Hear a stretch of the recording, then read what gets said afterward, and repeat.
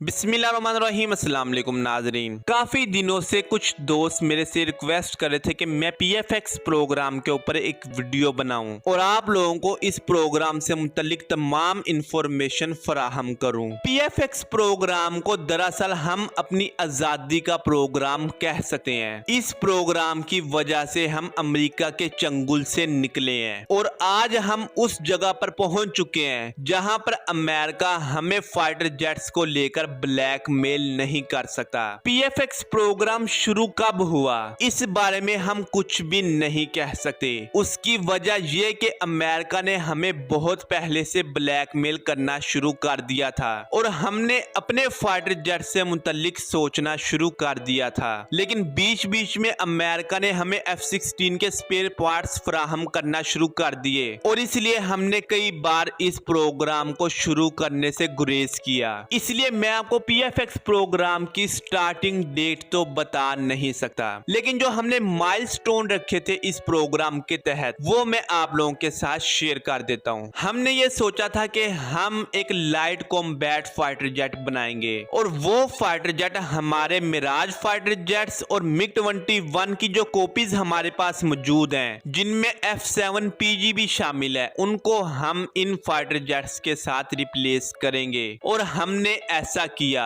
हमने JF-17 thunder को China के साथ मिलकर बनाया। हमारे पास उस वक्त कोई ज्यादा एसेट्स मौजूद नहीं थे और अमेरिका हमारे ऊपर पाबंदियां लगा चुका था। हमारी जेबें खाली थी, लेकिन हमारे हौसले बुलंद थे और इन हौसलों की वजह से हमने इस प्रोग्राम को चलाया और कामयाब बनाया। हमने JF-17 थंडर का ब्लॉक 1 बना लिया। हमने ये सोचा था कि JF-17 थंडर एक ऐसा लड़ाका तैयारा होगा जो कि F-16 के हम पल्ला होगा और उससे बेहतर होगा, लेकिन JF-17 थंडर का ब्लॉक 1 F-16 के हम पल्ला नहीं था और ऐसा होना भी था। उसकी वजह यह कि हमारे पास कोई ज्यादा एक्सपीरियंस मौजूद नहीं था। इस प्रोग्राम से पहले हमने रोज प्रोग्राम्स शुरू किए थे और उन प्रोग्राम्स के तहत हमने अपने मिराज फाइटर जेट्स को अपग्रेड किया था। अपग्रेडेशन में और कोई नया फाइटर जेट बनाने के अंदर जमीन आसमान का फर्क होता है, लेकिन हमने नया फाइटर जेट बनाया और हमने F-16 को भी अपने सामने रखा। कुछ वक्त गुजरा और हमने JF-17 थंडर ब्लॉक 2 बनाया और JF-17 थंडर ब्लॉक 2 हमारे पुराने F-16 के हम पल्ला था। इसकी कामयाबी को देखते हुए हमने ये सोचा कि हम इस प्रोग्राम को और ज्यादा आगे लेकर चलेंगे और हम अपने फाइटर जेट्स खुद बनाएंगे, तो चाहे वो फिर 4th जनरेशन फाइटर जेट हो या फिर 5th जनरेशन फाइटर जेट्स हो। अब हमने JF-17 थंडर तो बनाया था, लेकिन इसका कोई ट्रेनर वर्जन नहीं बनाया था। हमने ये सोचा था कि हम इस फाइटर जेट को दूसरे ममालिक को दरामद भी करेंगे और दूसरे ममालिक की जानिब से हमारे सामने शर्त रखी गई कि आप इसका ट्रेनर वर्जन लाजमी बनाए। अब जब हम इसका ट्रेनर वर्जन बना रहे थे तो हमने सोचा कि ट्रेनिंग के साथ साथ ये फाइटर जेट F-16 की तरह बाकी सारे मिशंस को भी परफॉर्म करे। हमने F-16 को फिर अपने सामने रखा और उसकी तमाम खूबियों और खामियों को देखा और हमने JF-17 थंडर ब्रावो बनाया जो कि F-16 के हम पल्ला था। हमने उसके अंदर ईसा रडार लगाया और उसको मॉडर्न इक्विपमेंट से लैस किया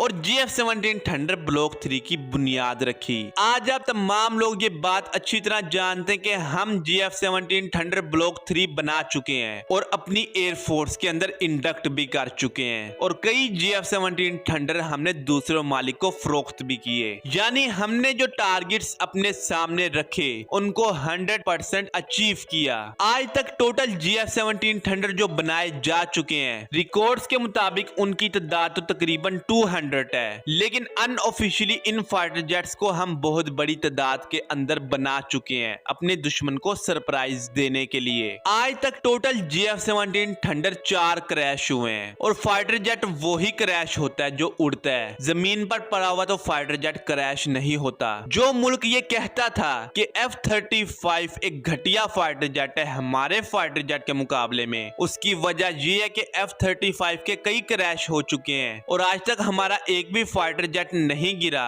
उस मुल्क ने जब ऑफिशियली उस फाइटर जेट को इंडक्ट किया और उसके वो वर्जन्स बनाए जो जंग के मैदान में उतरने की काबिलियत रखते हैं उनके मुताबिक, तो उस फाइटर जेट की इंडक्शन के तकरीबन तकरीबन 2 माह बाद ही एक फाइटर जेट जमीन के ऊपर जा गिरा। इससे आप उनके प्रोग्राम का और हमारे प्रोग्राम की कामयाबी का रेशो निकाल सकते हैं। आप ये देखेंगे उन्होंने कितने फाइटर जेट्स बनाए और हमने कितने बनाए, हमारे फाइटर जेट्स कितने फ्लाइंग आवर्स मुकम्मल कर चुके हैं और उनके फाइटर जेट्स कितने फ्लाइंग आवर्स मुकम्मल कर चुके हैं। फिर आप ये देखें कि उनके फाइटर जेट्स कितनी तादाद में मौजूद हैं और हमारे फाइटर जेट्स कितनी तादाद में मौजूद हैं और क्रैश रेशो क्या है। जब आप इन तमाम चीजों को अपने सामने रखेंगे तो आपको उस वक्त पीएफएक्स प्रोग्राम की कामयाबी की रेशो मिल जाएगी। ना सिर्फ मेरे नजदीक बल्कि दुनिया के कई बड़े मुमालिक के नजदीक ये एक कामयाब प्रोग्राम है और दुनिया इस फाइटर जेट की धाक को मानती है। इसी वजह से फाइटर जेट दूसरे मुमालिक खरीद भी रहे हैं और यही प्रोग्राम आगे चलकर हमारी आजादी का बाइस बनने वाला है। मैं उस आजादी की बात नहीं कर रहा जो हमने ब्रिटिश से ली थी, मैं उस आजादी की बात कर रहा हूँ जिस आजादी की वजह से हम जो चाहें वो बना सकेंगे। हम किसी मुल्क के ऊपर डिपेंड नहीं होंगे,